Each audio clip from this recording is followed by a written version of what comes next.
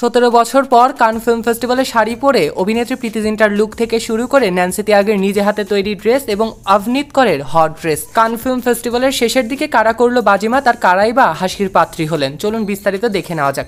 Social মিডিয়ায় red কার্পেটে হাঁটার আগে প্রীতির সম্প্রতি একটি বুমেরাং ভিডিও ভাইরাল হয়েছে। সেই বুমেরাং ভিডিওতে পিঠ খোলা শ্বেত রঙের গাউনে ধরা দিয়েছেন প্রীতি। মুক্তার কানের দুল এবং মানানসই মেকআপে ফ্রেন্ডস রিভারের পারে পোজ দিলেন প্রীতি জিন্টা। কান চলচ্চিত্রে তার উপস্থিতির প্রথম দিন এই পিঠ খোলা গাউন পরলেও দ্বিতীয় দিনে কিন্তু শাড়ি পরেই বাজিমাত করে দিয়েছেন 17 বছর পর অভিনেত্রী প্রীতি জিন্টা।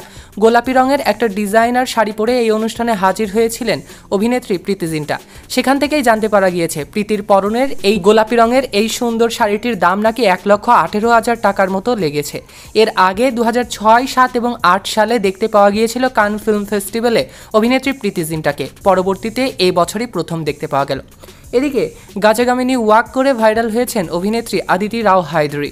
ফ্যাশনে এখন মনোক্রম, এবার রমরমা সেই ধারা বজায় রেখে অদিতিও বেছে নিয়েছেন পোশাক শিল্পী গৌরব গুপ্তের তৈরি কালো ভেলভেটের ট্র্যাপলেস গাউনের সঙ্গে সাদা ভলিউমিনাস স্কার্ট, উজ্জ্বল অথচ হালকা মেকআপ, সঙ্গে উঁচু করে বাঁধা চুল, হাই হিল, আবার হাতে এবং কানে মানানসই মুক্তোর গহনায় ব্যক্তিত্বময়ী দেখাচ্ছিল এদিন অভিনেত্রী অদিতি রাও হায়দরিকে।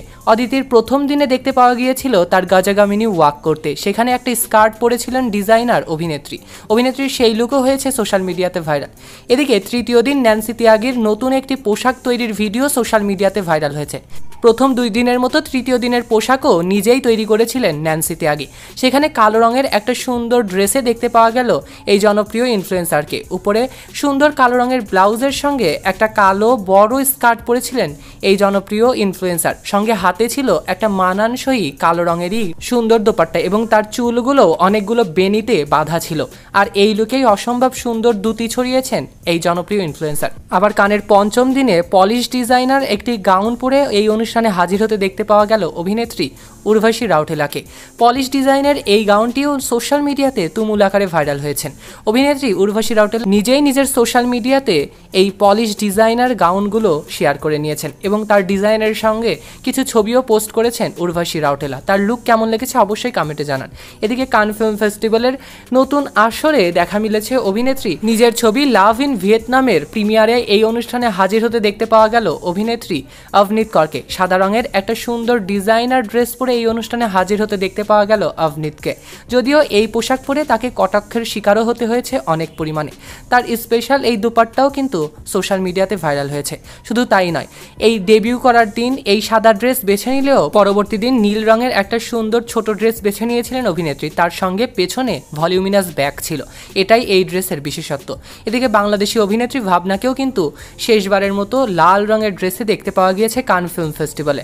তার হাতার উপরে গোলাপের ডিজাইন করা ছিল, যা আলাদাভাবেই নজর কাড়তে সক্ষম হয়েছে সোশ্যাল মিডিয়াবাসীদের কাছে। তবে তার স্যান্ডেল নিয়ে হয়েছে অনেক কটাক্ষ এবং কটু কথাও।